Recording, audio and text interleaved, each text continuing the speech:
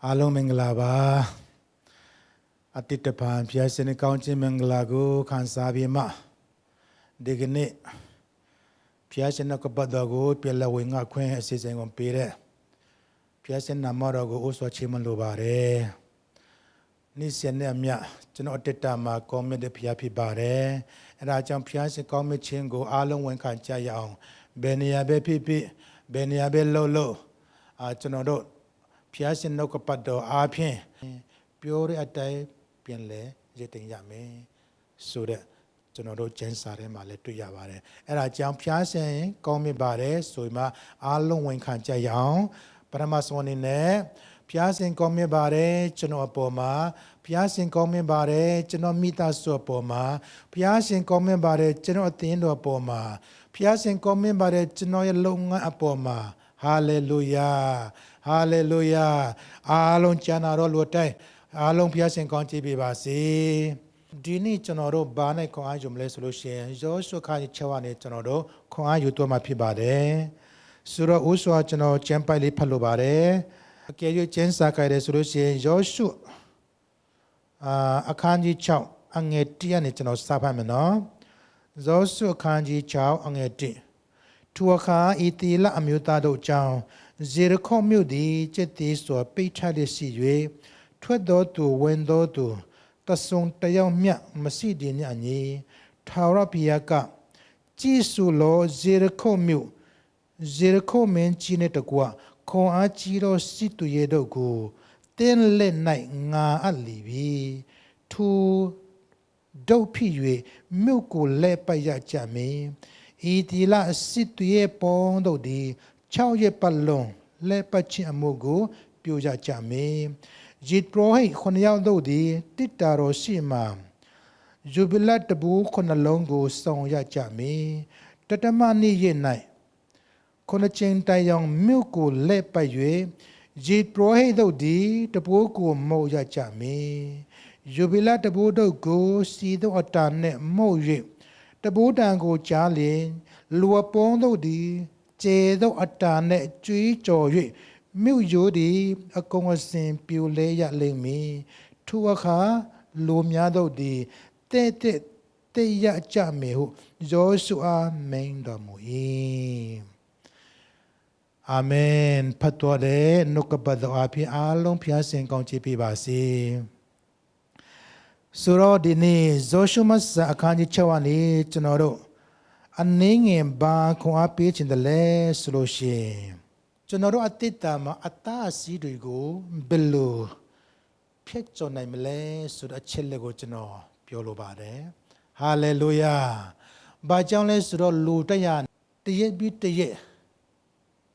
Amu Piatanane Malwe Mashaunade Lodi Picture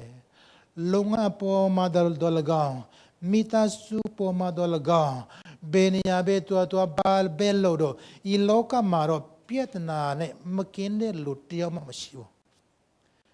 Piatnane makinde naingan tanaingan mamasiu.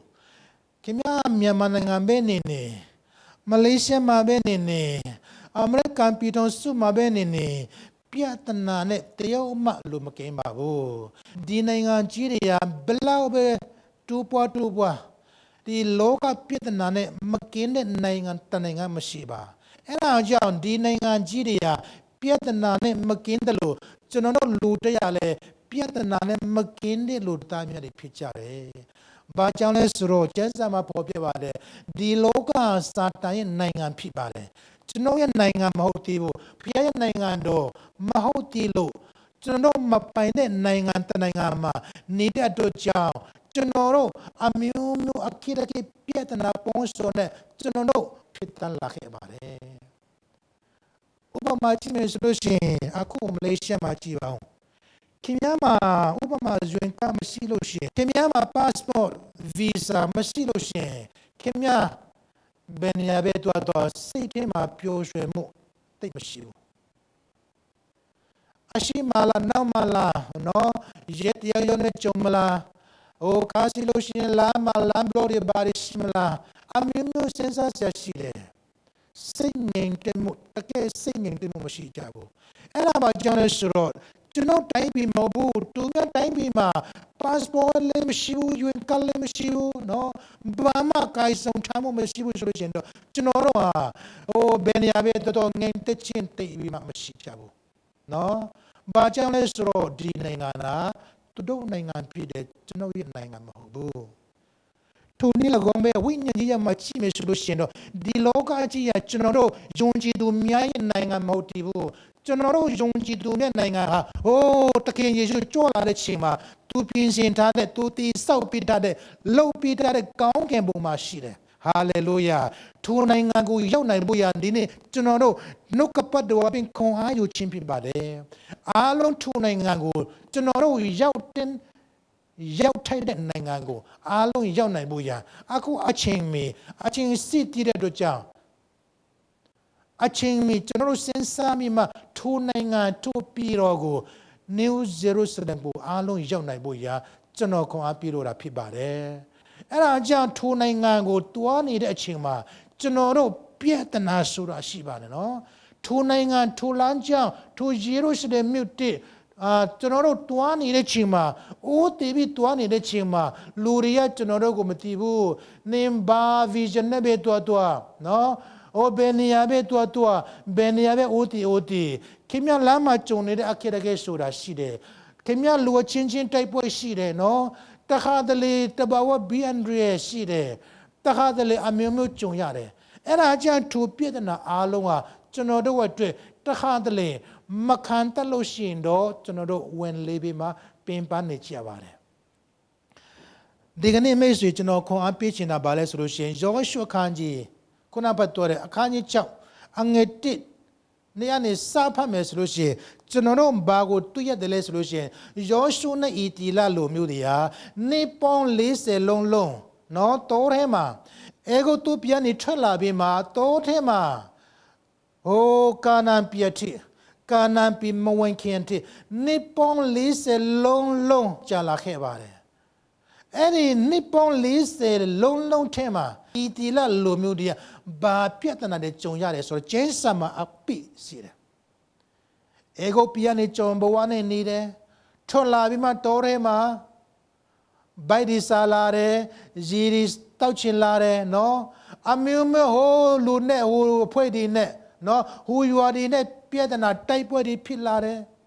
သူတို့ခရစ်ယာန်ပဲခရစ်ယာန်လဲကာနန်ပြည်ရောက်ဖို့ခရစ်ယာန်ဖြစ်ပါတယ်တော့လည်းပဲအဲ့ဒီတွားနေတဲ့အိုးတီတဲ့နေရာမရောက်ခင်အေဂုတုပြည်နေထွက်လာပြီးနောက်တရက်နှစ်ရက်သုံးရက်ပြီးမှဘာပြဿနာတွေကြုံလာတယ်လဲဆိုလို့ရှိရင်ပင်လယ်နေပြဿနာဖြစ်လာတယ်အဲ့ဒီပင်လယ်နေရာဒီတိုင်းနဲ့တော့တွားလို့မရဘူးကိုမဲရှင်လဲကိုလို့မရဘူးဆက်လေလည်းမရှိဘူးတင်ဖို့လည်းမရှိဘူးအဲ့မှာလူတွေကဘာပြောလာတယ်လဲဆိုလို့ရှိရင်အိုးငါတို့အေဂုတုပြည်မှာနေပြီးမှကျွန်တော်ဂျုံဘဝနေနဲ့လှုပ်ချင်တာလို့မယ်တောင်းချင်တာတောင်းမယ်စားချင်တာစားမယ်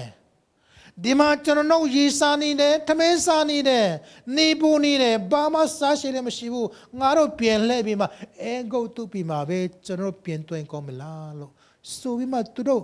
ကောင်းဆောင်တွေအပိတဲပြီးမှသူတို့တောင်းမှပြင်လဲဖို့စဉ်းစားလာတယ်နော်ပြဿနာဆိုတာအဲ့ဒါပဲဆိုတော့မောရှေဆူတောင်းတယ်ဖျားရှင်မဆူတောင်းတယ်ဖျားရှင်ကမောစီပင်လယ်နေပေါ်မှာလက်ကိုဆမ်းပါဆိုပြီးမှဖျားရဲ့နှုတ်ထွက်စကားကိုကြားလာတဲ့ချိန်မှာမောစီကသူ့ရဲ့လက်ကိုဆမ်းပြီးမှပင်လယ်နေရတဖြည်းဖြည်းနဲ့ခြောက်ကလာတယ်ဆိုတော့ဤတီလာလူမျိုးတွေကအဲ့ဒီခြောက်ကလာတဲ့ပင်လယ်နေထဲမှာနော်လမ်းတော်လာတဲ့ဟိုအဲ့ဒီပင်လယ်နေကိုကိုးလာတယ်ဖျားရှင်ကနမိတ်လက္ခဏာပြုတယ်နော်ဤတီလာလူမျိုးတွေကဘယ်နှချင်မျိုးပြဿနာကြုံတယ်ဆိုတာကျွန်တော်တို့မပြောနိုင်ဘူးမရည်တွက်နိုင်ဘူးရည်တွက်လို့လည်းမကုန်နိုင်ဘူးကြည်ပါနှစ်ပေါင်း40နော်နှစ်ပေါင်း40တောထဲမှာနေတယ်ဆိုတော့ဖြစ်မှာပဲပြဿနာပေါင်းစုံကြုံရမှာပဲဒါရီမကဘဲနဲ့သူတို့တွားနေတဲ့လမ်းပေါ်မှာလူမျိုးပေါင်းစုံနဲ့တွေ့လာတဲ့ခါမှာတငယ်ချင်းမဖြစ်ဘူးဘာဖြစ်လာလဲရန်တူဖြစ်လာတယ်သူတို့ကိုတိုက်ထုတ်နိုင်တဲ့ရှင်သူတို့ခေကိုဆက်တွလို့ရတယ်မထုတ်နိုင်ဘူးဆိုလို့ရှင်သူတို့စုံမှာဆက်တွလို့မရဘူးဖျားရှင်ကသူတို့ကို အောင်မြင်ခြင်းများစွာပေးလာပြီးမှနောက်ဆုံးအနေနဲ့ပြောမယ်ဆိုလို့ရှိရင်တော့ယောဒမြစ်ကိုနေကပ်လာတယ်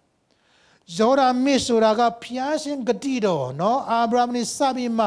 ဟိုကာနန်ပြည်ကိုနိုးနဲ့ပြားကိုစီးဆင်းလာတဲ့နိုင်ငံကိုကာနန်ပြည်ကိုငါပို့ဆောင်မယ်ဆိုတော့ဖျားဂတိတော်ကိုအဲ့ဒီကာနန်ပြည်ဖြစ်ပါတယ်အခုဤတိလလိုမျိုးတဲ့နေပေါင်း40ခါနေမှအဲ့ဒီကာနန်ပြည်နဲ့နယ်ဆက်ယောဒမြစ်ကိုရောက်ရှိလာပါတယ်ယောဒမြစ်ကိုရောက်ရှိလာတော့အဲ့မှာကူလို့မရဘူးတင်းဖို့မရှိပြန်ဘူးနော်ဆက်လေလည်းမရှိပြန်ဘူးအဲ့ဒါမှစိတ်ဒုက္ခရောက်ပြီးမှဤတိလလိုမျိုးတဲ့ဘယ်လိုလုပ်မလဲအခုပင်လေရရေကြီးနေတယ်နော်မိုးရတီနဲ့ကြုံလို့ရေရအပြင်းနေတောင်ရောက်ပြီးမှရေကြီးနေတယ်ငါတို့ဒီယောဒမြစ်နာမှာဘယ်လောက်ထိနေမလဲငါတို့ယောဒမြစ်နာမှာဘယ်လောက်ကြာနေမှာလဲဖျားရှင်ဂတိတော်ကိုဘယ်တော့ကျွန်တော်ခံစားမှာလဲငါတို့အကောင်လုံးတော်ထဲမှာပဲတီဗီမှာပူကောမလားလို့ဆိုတော့တချို့တွေကတွေ့ရမှတွေ့ပြီးမှာပဲတော်လည်းပဲဖျားစကားကိုထွက်လာတယ်ယောရှုနေပြီးတော့ဖျားစကားကိုကြားလာတဲ့ခါမှာသူကအဲ့ဒီယောဒမြစ်ကိုဘယ်လိုကိုမဲဆိုတာယောရှုတတိယလာတယ်ယောရှုတိလာတယ်တိလာတော့ယေပရောဟိတ်ဒီဘာကိုဆောင်ရမယ်နော်အနောက်ကနေလူတွေကလူပေါင်းတင်တန်းချီပြီးမှလူတွေကဘယ်လိုအဲ့ဒီပရောဟိတ်ကိုနောက်ကိုလိုက်ရမယ်ဆိုတာဇောရှုတော်မဲ့ပုံစံကိုကောင်းကောင်းဖော်ပြပြီးမှဤတိလလိုမျိုးတွေကအဲ့ဒီယေပရောဟိတ်အဖြစ်တကောပရဏန်တိတတော်ကိုဆောင်ပြီးမှယောဒမြစ်ကိုကိုလာနိုင်ပါတယ်အခုအခန်းကြီး6ထဲမှာယောဒမြစ်ကိုကိုလာပြီးမှအဲ့မှာဂိလဂါဆိုတဲ့တနေရာမှာဖျားရှင်ကအဲ့မှာစကားချခိုင်းတယ်ဣတိယလိုမျိုးတွေကသူတို့ကစီတူပဲစိတ်ထဲမှာရှိတယ်ဘာကြောင့်လဲဆိုတော့အရှိမဇီရကုံမျိုးကခိုင်မာနဲ့တိဆောင်းနေတဲ့ဇီရကုံမျိုးကိုတကားတဲ့တင်ပိုက်ပြီးမှအကုန်လို့လိုရီဖြစ်ရှိပြီးမှသူတို့နိုင်ငံလိုတင်ပိုက်ခြင်းတယ်တို့လည်းပဲဖျားကဘာပြောလဲဆိုတော့မဲတော့ချက်ချင်းတော်လို့မရဘူးအခုချင်းမှနေပေါ်လေးစလုံးလို့တင်တို့ကိုဦးဆောင်ပြီးတဲ့လမ်းပြနေတဲ့ဖျားကိုအရင်ချင်းဝင်ပါတင်တို့ယောဒမြစ်ထျားနေတေလာတဲ့ကြောက်လုံးကြီးကိုဒီမှာအမတ်တရနော်ဒီမှာတိဆောက်ထားပါအဲ့ဒီကြောက်လုံးကြီးရဖျားရှင်ဤတိလလိုမျိုးကိုနေပေါင်း40လုံးလို့ဘလို့ဦးဆောင်လမ်းပြပြီးမှကြေတင်ခဲ့တယ်ဆိုတာတင်တော်နဲ့မွေးဖွာလာတဲ့နော်သားသမီးတွေကအဲ့ဒီအမတ်တရားကြောက်တိုင်ကိုသူတို့သိလာလိမ့်မယ်။အိုးကျွန်တော်တို့ဘိုးဘွားတွေကဖျားရှင်ကလမ်းပြနေလို့ဘလောက်ပဲတော်တယ်မှာပဲနေပါစီအဲကုတ်သူပြနေကျွန်တော်အဖွားတွေခေါ်လာပြီးမှဒီဇောဒမြစ်ကြီးကိုကိုပြီးမှဒီနေရာမှာမြစ်ထျားနေဇူဆောင်လာတဲ့ကြောက်တုံးကြီးကိုဒီမှာအမတ်တရားကြောက်တိုင်းထူထားတယ်ဆိုပြီးမှဖျားရှင်ကောင်းမြစ်ချင်းကိုတည်လာမယ်ဆိုပြီးမှဖျားရှင်မှာထားတဲ့အတိုင်းသူတို့ဂေဂါမှာပျော်ပျော်ရွှင်ရွှင်နဲ့ဖျားရှင်မှာကြည်တော်ကိုချီးမွမ်းပါတယ်ဖျားကိုချီးမြှောက်ပါတယ်ဖျားကိုချီးမြှောက်ပြီးမှအဲ့ဒီတောထဲမှာပဲကြည်ပူဇော်ခြင်းကိုပြုလုပ်ခဲ့ပါတယ်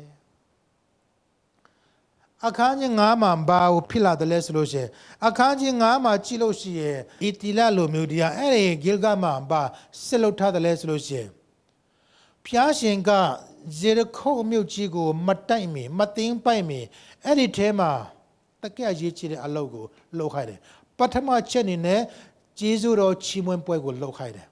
ဒုတိယအနေနဲ့ဣတိလလိုမျိုးနော်အမျိုးသားအလုံးရဲ့အရေးဖြတ်ကိုလှည့်ပြလိုက်ပါတယ်နောက်ပြီးတော့မှအဲ့ဒီဇေရခုမြေပြင်ပေါ်မှာပတ်သက်ပွဲကိုကျင်းပခိုင်းပါတယ်ဒါရီအလုံးပြီးစီမတာဖျားရှင်ကဇေရခုမြို့ကိုဘလို့တင်ပိုက်မယ်ဆိုတာအချင်းအငယ်နော်လမ်းပြပြီးမှdirection ပေးခဲ့ပါတယ်ဆိုတော့ဒီနေ့ဝီငါချင်းတဲ့အချက်ကဘာလဲဆိုလို့ရှိရင်ကျွန်တော်တို့အတိတ်တာမှာအသားစီးတွေကိုဘလို့ကြော်လွှမ်းနိုင်မလဲဘလို့ကြော်ဖြစ်နိုင်မလဲဆိုတဲ့အချက်ဖြစ်ပါတယ်ဆိုတော့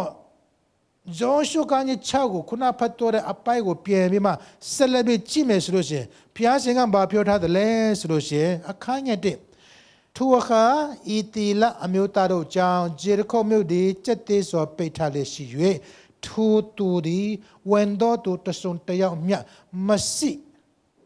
Pasian atushi de itila lumutema belau tago chilale sura any Jericho muma needed lu apia chano to yare Bajala sura di Jericho mutu mutadia who matapikama itila lumuri who niyama niya yutare sura tide Turo kukwere taura Pasian Turoku yoda michi no luanine makuna me era mi jigo Pasian tagoro aben kola na ikhere sura Jericho mutaria nale tabo powder era jan turoku chau jombi ma jensa ma ba pyo tha tale sulu che Jericho mutu cheti so peitale shi de no o tapema ni ne itila lo myu de myu yugo no de myu tego mo wen lo yaw Biroma atema shi de myu to myu taria apien ma thwelo mo yaw aku taga ko chiti so peit tha de ba chaw le ho ma itila lo myu ri chaw phit de ba chaw itila lo myu de law Jericho myu to myu ta de chaw ne ya da le Pasian atu pa shi de hallelujah Oh Gilgal Taniyama Turo Piago Chimonde no Turo Amuta Along Ayi Piale Chingo Kambare Biroma Pata Hapuego Chimpalare Piago Wemio Lare no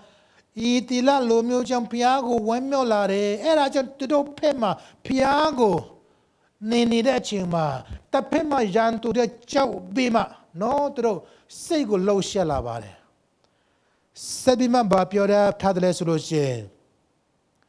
Tauropia Chisulo Jericho Milk Jericho Menchine de Gua Coachiro Situedo Go Telena Alibide Hallelujah Pasian Sagaro Pibare Joshu Shima Bapiota Tele Solution Joshu Jiba Dini Tinga Nago Jericho Milk Tenle Tema Pide Atema Nini No, coachiro situero guteni lena nga atpide. Pasian namarago chimolobare. Pasian namarago bonchi basi.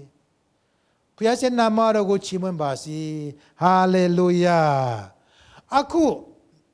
tagaji chire nona. Pasian ga Joshua letema Jericho muta along. Pita bibi. Jericho Jigo Quakani de no sit to ye Enachi de Lori Joshua let him a Pasian nga be a bibi then it let him a nga bibi okay Chimesurian to know win and Yan and nice Mesrosian to know win and Yamala dababe no Damahosura Akudamatitema to know win and Yama Piel nice mima win Atita atwe pienle ko ayu buya Pasian ga ditamaigo no chonodo to common swa api alongo chonodo to pera pi ba re api alongo chonodo to lila bu nagan bu lichen bu pi tha da phi ba re suro Joshua tema Jericho myu along Pasian na athadlo Dine win and Paisaya win at Tamale. Piazza County Mingla Sura. No, Damolotion to not Tama, could not be the lobo. Akidaketa cuckoo, Jericho milk. Luani net time is Lucian, Takema Pined Ayapi Bare. Dodo leve Pasian piscine bare. No, two piscine de Piazza Omian Chigo, Genono Gura, Lekana Boya. Pasian Bagu, Genono Pema, Lula Tantani the Les Rocher. To ye direction no to ye lampia mi bongo como so light na mesolution Jericho mutia lu ena luko no takema lo bene to ye lampia mi bonga sha mesolution do chui bari no twasham lobu tuiri twasham lobu Pasian ka Jericho mujigo Joshua na itila lo miwa atale pichinda pide nga pibi de ဒီမှာစဉ်းစားချက်တစ်ခုရှိတယ်နော်ပေးပြီဆိုပေမဲ့ထိုပေးပြီးတဲ့အရာကိုတကယ့်ကိုယ်တိုင်လက်ခံနိုင်ဖို့ရဖျားရှင်လမ်းပြမြေပုံအခုဖတ်ရကြအောင်အငယ်3မှာဒုဖိ၍မြို့ကိုလက်ပတ်ရကြမယ်နော်ဖျားရှင်ကငါပေးပြီတဲ့ထိုပေးပြီးတာလက်ဆောင်ထိုပေးပြီးတာဇေရခုတ်ကိုလက်ခံနိုင်ဖို့ရဖျားရှင်လမ်းပြမြေပုံပထမချက်နေနဲ့ပါလေမြို့ကိုလက်ပတ်ရကြမယ်နော်တစ်ချက်ဒုတိယချက်မှာပါလေဤတီလစစ်တရဲ့ပေါင်းတို့ဒီ6ရက်ပတ်လုံးလက်ပတ်ချအမိုးကိုပြုတ်ရကြမယ်တနေ့မှာတရက်ကိုအဲ့ဒီမြို့ဇေရခုတ်မြို့ကိုပတ်ရမယ်အဲ့လိုမျိုးပုံစံနဲ့6ရက်လုံးအဲ့ဒီမြို့ကိုပတ်ရမယ်တဲ့နောက်ဆုံးအနေနဲ့ဘာပြောထားတယ်လဲဆိုလို့ရှိရင်အခန်းငယ်၄မှာယစ်ပရောဟိတ်9ယောက်တို့ဒီတိတာတော်ရှိမှာယူဘီလတဘူ9လုံးကိုစုံရကြမယ်တတမနေ့နော်ဒီမှာတတမနေ့ရဲ့နိုင်9ချိန်တယောင်မြို့ကိုလဲပတ်၍ယစ်ပရောဟိတ်တို့ဒီတဘူကိုမောက်ရကြမယ်ဟာလေလုယာထိုမျိုးဟာတနေ့ကိုတစ်ချိန်ပတ်ရမယ်6ရက်လုံးပတ်ရမယ်9ချိန်မြောက်တတမနေ့မှာဘယ်နှခေါက်ပတ်ရမလဲ9ခေါက်ပတ်ရမယ်နော်9ခေါက်ကျွန်တော်တို့ယုံကြည်သူတွေကအဲ့လိုမျိုးမဟုတ်ဘူးဖျားရှင်ငါပေးထားပြီဆိုရင်မှအလကားထိုင်နေတယ်ဒီလိုနဲ့ကျွန်တော်တို့ဘာမှခံစားမှမဟုတ်ဘူးယောရှုဝါလည်းဇေရကုတ်ကိုတင်ပိုင်နိုင်ဖို့ရဖျားရှင်ပြောတဲ့အတိုင်းအဲ့ဒီမြို့ကိုပိုက်ရမယ်ကျွန်တော်တို့တစ်တမဝိညာဉ်ကြီးရမှာဖျားကိုပိုက်ရမယ်နော်ဒီမြို့ရုပ်ကိုပိုက်ရမယ်အဲ့ဒါမှတော့ကျွန်တော်တို့ဇေရကုတ်နော်ကျွန်တော်တို့ကိုအတစ်တမအတားစီအခမ်းဖြစ်တဲ့ဒီဇေရခုတ်မြို့ကျကျွန်တော်တို့ကြော်လွှမ်းနိုင်မှာဖြစ်တယ်ဖြည့်ရှင်းနိုင်မှာဖြစ်တယ်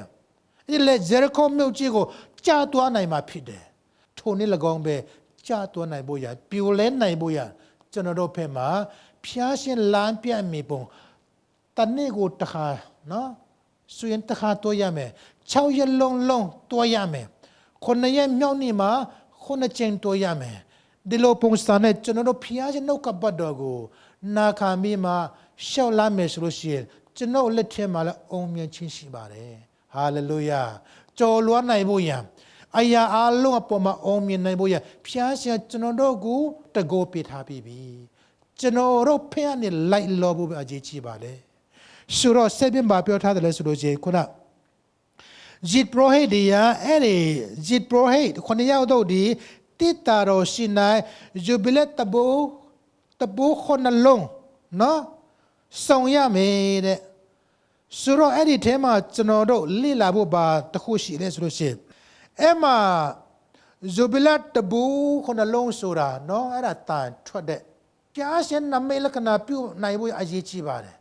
ဆိုတော့ကျွန်တော်တို့နားလည်ဖို့ကဘာရှိလဲဆိုလို့ရှိရင်အဲ့ဒီတဘူကိုလူတိုင်းခိုင်လို့မရဘူးဖျားနေယောရှုထံမှာထွက်လာတဲ့စကားဘာလဲဆိုလို့ရှိရင်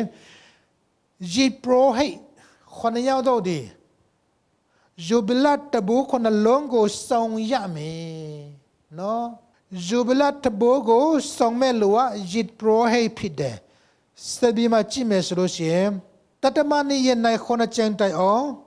မြို့ကိုလက်ပတ်၍ယစ်ပရောဟိတ်တို့ဒီတဘူကိုမှုတ်ရကြမယ်တဘူကိုမှုတ်မဲ့လူပဲတို့လဲယစ်ပရောဟိတ်ဖြစ်တယ်အရှိမရှိတဲ့လူအနောက်မရှိတဲ့လူမဟုတ်ဘူးဘလောက်ပဲကျွမ်းကျင်နေပါစီနော်ဘလောက်ပဲတော်သူတဘူမဟုတ်ဘူးရဖျားရှင်ကယစ်ပရောဟိတ်ပဲအခွင့်ပေးပါတယ်ဒီနေ့ခေတ်မှာကျွန်တော်လူတိုက်တွေရဒီတဘူကိုကိုက်ချင်းတယ်လူတိုက်တွေတဘူကိုမှုတ်ချင်းတယ်အဲ့ဒါပြဿနာဆိုတော့ဖျားရှင်ရဲ့နေလာနော်ဒီတိုက်ဖြစ်တယ်လို့မဟုတ်ဘူး तू ကနမိတ်လက္ခဏာပြုမယ်ဆိုလို့ရှိရင်တော့ကောင်းမဆွေးထားပြီးမှသူပုံစံသူဆွေးထားတဲ့ပုံစံတိုင်းတွားမယ်ဆိုလို့ရှိရင်တော့ဖျားရှင်နဲ့တကယ်အောင်မြင်ခြင်းပေးပါတယ်နော်ပြီးတော့မှဘာကိုဆက်ပြောထားတယ်လဲဆိုလို့ရှိရင်ယူဘီလတဘူတို့ကိုရှီတော့တန်နဲ့မော်ဝေတဘူတန်ကိုကြားလေလူအပေါင်းတို့တွေကျေတော့အတန်နဲ့ကြွေးကြော်၍ဟာလေလုယာအခုဒီနေရာမှာယစ်ပရိုဟိတ်တမကပဲတဲ့လူတိုက်အားလုံးပါဝင်လို့ရပြီနော်ကျွန်တော်တို့အချင်းလေးရောက်လာပြီနော်ပရိသတ်ထဲမှာနေတဲ့ဆိုရင်ကျွန်တော်တို့အချင်းရောက်လာပြီ era ba chingle solution je de wata ne chui cho bu phit de hallelujah eri je de wata ne chui cho la de kha ma Jericho myu ji ya ba le ja sin twa bi praise the Lord hallelujah jit prohe dia sa Joshua ni sa no sita de biro anawa lo de tu ro niya ne tu ro niya no tu niya ma tu lo me aya ko lo la de kha ma lu ye kho a ma pa be ne Jericho myu ji koပြူလဲသွားပြီအဲ့ဒါဘာကြောင့်လဲဖျားရှင်နှုတ်ထွက်စကားနော်ပြီးဆုံးလာပြီသူရဲ့ဖျားရှင်လမ်းပြမြေပုံကိုဤတီလလိုမျိုးတွေကလိုက်လာတဲ့ချိန်မှာသူတို့ရဲ့ဓာတ်ကိုသုံးရှံမလို့ဘူးနော်သူတို့ရဲ့လမ်းကိုသုံးရှံမလို့ဘူးဆိုတော့ဒီကနေ့ကျွန်တော်တို့ဘယ်နေရာမှာဘယ်ကန္တမှာ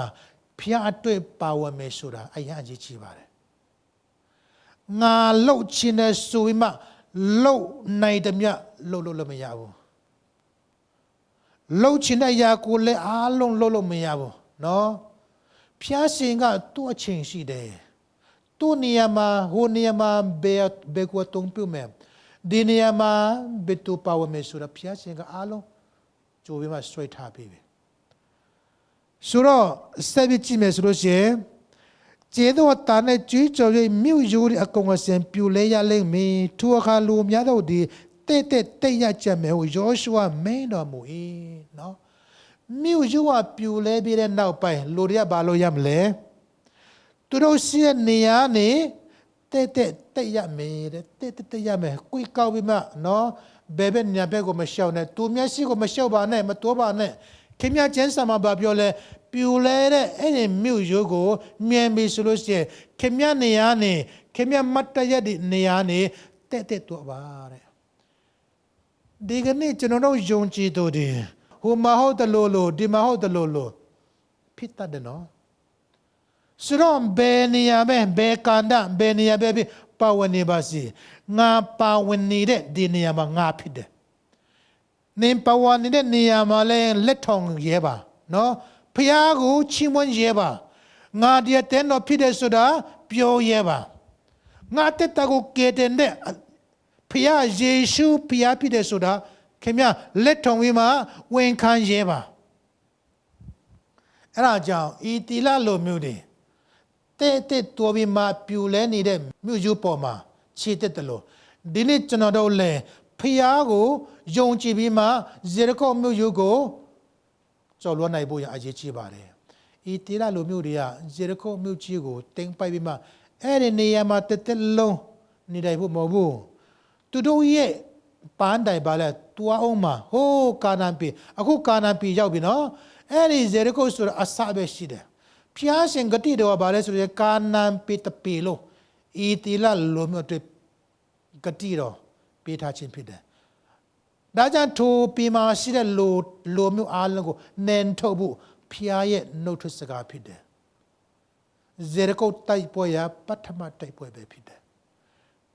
မိတ်ဆွေဒီကနေ့ခင်ဗျားပေါ်မှာမိသားစုပေါ်မှာဘာအခက်အခဲရှိလဲဘာတာရှိလဲဂျောရှုနဲ့ဤတီလာလိုမျိုးတွေဇေရခောမြို့ကြီးကိုဘယ်လိုတင်ပိုက်တယ်ဆိုတာကောင်းလေးလာပါလိချင်းပါကိုယ့်ကိုရခွန်အားကိုမယုံပဲနဲ့ဖျားရှင်ကငါပြီးပြီဆိုတဲ့ဇေရခောမြို့ကြီးကိုယောရှုလက်ထက်မှာအပ်တယ်လို့လက်တွေ့ကြနဲ့ကျွန်တော်တို့မြင်နိုင်ဖို့ရာဖျားရှင်လမ်းပြမြေပုံယောရှုအခန်းကြီး6အငယ်3 4 5ကိုဖတ်ပါနော်အဲ့ဒီနေရာမှာခင်ဗျဘယ်ကန္တမှာပါဝင်လဲခင်ဗျဘယ်နေရာမှာတာဝန်ယူတာလဲခင်ဗျတာဝန်ကိုယူပါနောက်ဆုံးမှာရစ်ပရိုဟိဘဖြစ်ဖြစ်နော်စစ်တေကောင်းဒီပဲဖြစ်ဖြစ်ပရိသတ်လူတွေပဲဖြစ်ဖြစ်အားလုံးကြည်ကြော်ပြီးမှအတန်ကျကျနဲ့អော်ရမယ်အားလုံးအတူတကွအုံမြင်ရမှာဖြစ်ပါတယ်ဆိုတော့ဒီကနေ့ကျွန်တော်တို့ဒေသနာတော်အပြင်ဇောဆုခန်းကြီး6ကနေပြီးတော့မှကျွန်တော်တို့အတက်တာ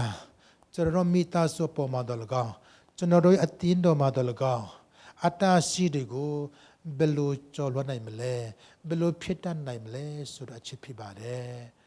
ကျွန်တော်တို့အတိဉာဏ်မဟုတ်ဘဲနဲ့ဖျားရှင်ပေးထားတဲ့ဝိညာဉ်အားဖြင့်နော် ကျွန်တော်တို့ခံစားရတဲ့ဖျားရှင်နဲ့အထင်ကြီးအပြင်အောင်မြင်ကျော်လွှတ်နိုင်ဖို့ရအခုကြုံနေရတဲ့ဂျေရခုတ်မြို့ကြီးလို့နော်ပြဿနာကြီးဘလောက်ပဲကြီးဘလောက်ပဲငယ်အရာအလုံးပြဿနာအလုံးကိုကျော်လွှတ်နိုင်ဖို့ရအားလုံးဖျားရှင်ကောင်းချီးပေးပါစေအာမင်